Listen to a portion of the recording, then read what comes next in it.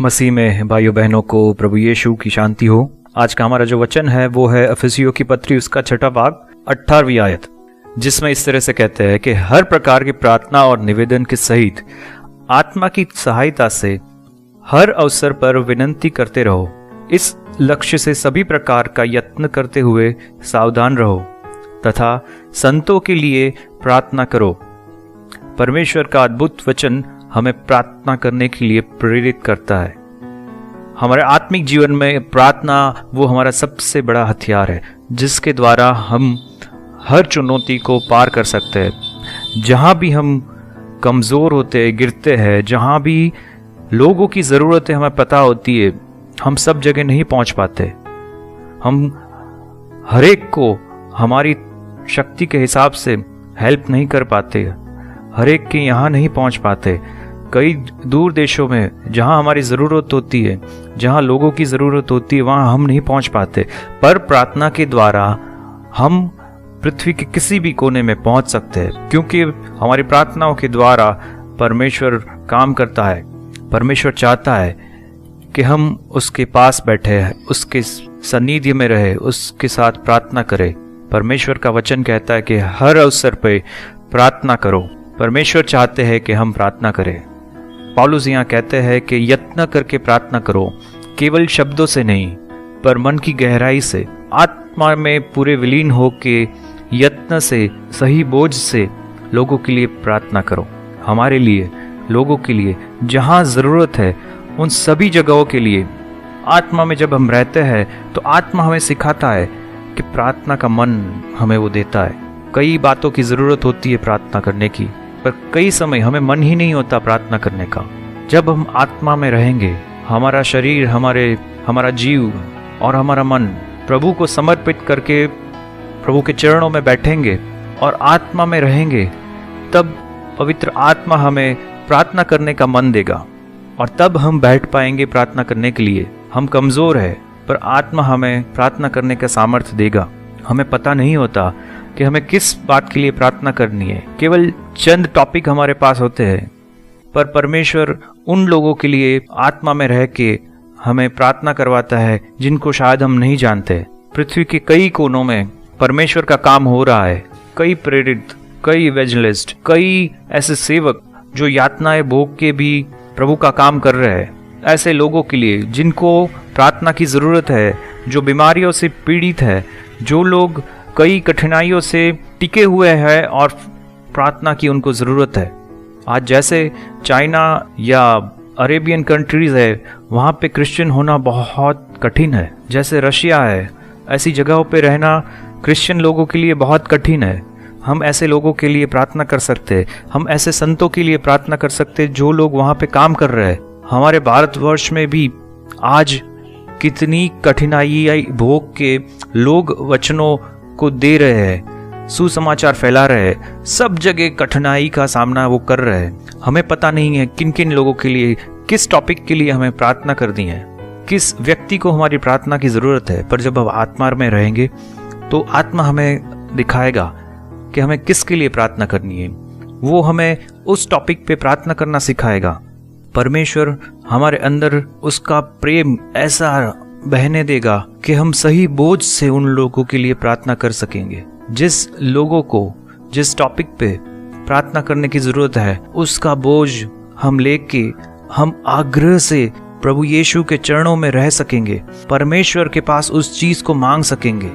हम याकूब को अगर देखते हैं तो याकूब जब पहली बार परमेश्वर ने उसको दर्शन दिया तो केवल उसका एक ही एम था कि उसको जिंदा रखे, खाना पीना मिले और बस उसकी जीवन चालू रहे। पर जब दूसरी रात जब उसने परमेश्वर के साथ मल्लयुद्ध किया, तब वो परमेश्वर की ताकत को, परमेश्वर के सामर्थ्य को पहचान चुका था। तब उसने क्या किया, उनके पैरों को पकड़ लिया और उनको कहा कि जब तक तुम मुझे आशीष नहीं दोगे तब तक मैं तुमको नहीं जाने दूंगा। याकूब ने किस तरह से जिद करी कि जब तक उसको वो आशीष नहीं मिलेगी तब तक वो परमेश्वर को जाने नहीं देगा। हम भी परमेश्वर के चरणों में वो जिद लेके, वो बोझ लेके, वो हठ लेके परमेश्वर से मांगे। परमेश्वर हमेशा काम करते हैं। हर प्रार्थना का जवाब परमेश्वर हमें देते हैं। इब्राहिम के बारे में हम सोचे तो सदोम और गमोरा के लिए जब परमेश्वर ने उसके साथ शेयर करी कि सदोम और गमोरा का नाश होगा, तब इब्राहिम ने कितनी बारी उनको बार बार पूछा, बार बार उसने परमेश्वर से बात करी कि उसका बचाव हो जाए। आज हम भी प्रार्थना में बार बार रह सकते, जिसके लिए हमें बोझ है, जिसके लिए परमेश्वर हमें दिखाता है, जिस बात के लिए हमें आत्मा में रह के वो दर्शन होता है, उस बात के लिए हम परमेश्वर के चरणों में रह के एक जिद करके हम प्रार्थना करें। हम आत्मा में जब रहते हैं तो आत्मा हमें सिखाता है कि परमेश्वर किस तरह की किन शब्दों से प्रार्थना चाहते हैं। प्रार्थना केवल शब्दों से नहीं, परंतु आत्मा की गहराई से जब होती है तब परमेश्वर उस प्रार्थना को जरूर सुनते हैं। फरोसियों के जैसे नहीं, कि हिपोक्रेट्स नहीं, लोगों को दिखाने के लिए नहीं, पर अपने आप को बंद कर दे, एक कमरे में रखे और आग्रह से परमेश्वर की प्रार्थना करें। हम हमेशा घर पे नहीं होते, हम बाहर होते, कई बार हम सफर करते हैं। सब जगहों पे जब हम लंबा सफर करते हैं तो बड़ा ही अच्छा अवसर होता है। जब हमें और कुछ नहीं कर सकते तब हम प्रार्थना करें और उन सारे सेवकों को याद करें, उन सारे संतों को याद करें जिनकी हमारे प्रार्थना की आवश्यकता है। परमेश्वर उनको वो हिम्मत दे, ऐसी कठिनाइयों में, ऐसे परीक्षणों में वो टिके रहे। परमेश्वर उनको धीरज दे। फल आने में जब समय लगता है, जब काम करने में बड़ा कठिनाई होती है, तो परमेश्वर संतों को वो धीरज दे। उनकी बहुत ज़रूरतें होती है क्योंकि वो रिमोट प्लेस पे होते हैं, उनके पास ना ही कुछ ठीक से चीज़ें होती है, ना ही कोई फैसिलिटी होती है।